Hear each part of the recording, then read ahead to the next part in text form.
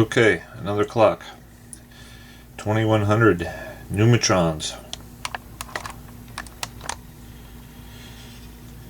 This board has been reworked.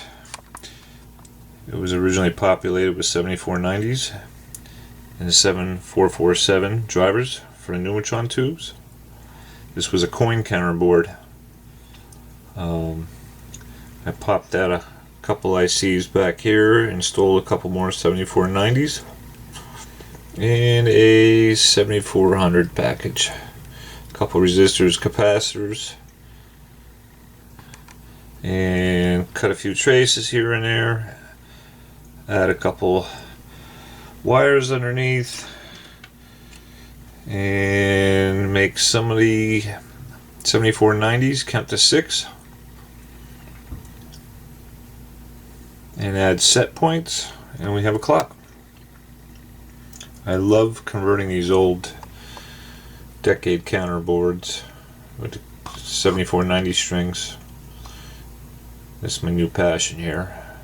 So this board has been trimmed down, reworked. Originally it looked like this. This one's untouched. This one's next. So those packages there will be removed. I'll put two more 7490s in. That's use the AC line as a time standard, and that'll be the frequency divider. Another package over there for the 12-hour counter to work. That was the tricky part. And if you've seen my modular Nixie clock, the circuit design is pretty much right out of that, other than this one did behave different. I did have to add some pull down resistors in to make the 7490s count right. It was odd. I used the same circuit design, fired it up, and it was doing double counts, basically counting all odd numbers. So I don't know what was going on. This one acted totally different than my other one. But we got it fixed. A couple pull down resistors and it's counting. For particulars on the circuit, I could always do another video if there were requests. This is a little tricky here. The underside, a little point to point.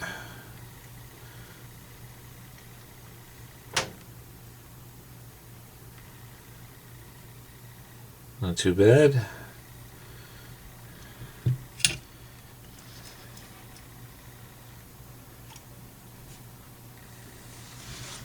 Yeah, so as I said, this is what it started out as. I think it's a coin counter board, 1974. And then I found these.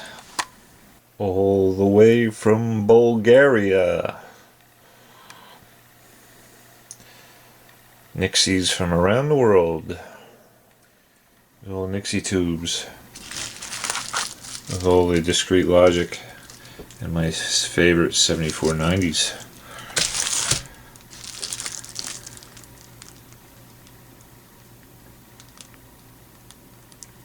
Okay, so we can reconfigure those to act as we need for the clock. 7475s, they're a latch. So either I remove all those packages and jump the BCD over to the drivers, or I can apply the appropriate signal just to latch it so it's actually passing the data through from the counters to the drivers. So this was probably a frequency counter or something, and you would have a latching mechanism for memory, and then a strobe to gate the display to read the actual frequency, what have you. So we're not going to use those, but at any rate, and if, again, my modular Nixie clock, 8 digits, I may do something like that with this frequency divider section. will actually be displayed on the 2 extra tubes. So we'll see. There's a 7-digit one. I think I have a problem.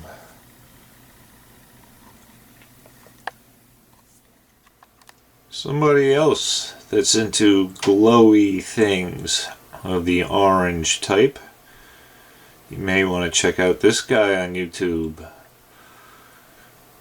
He seems to be collecting some stuff.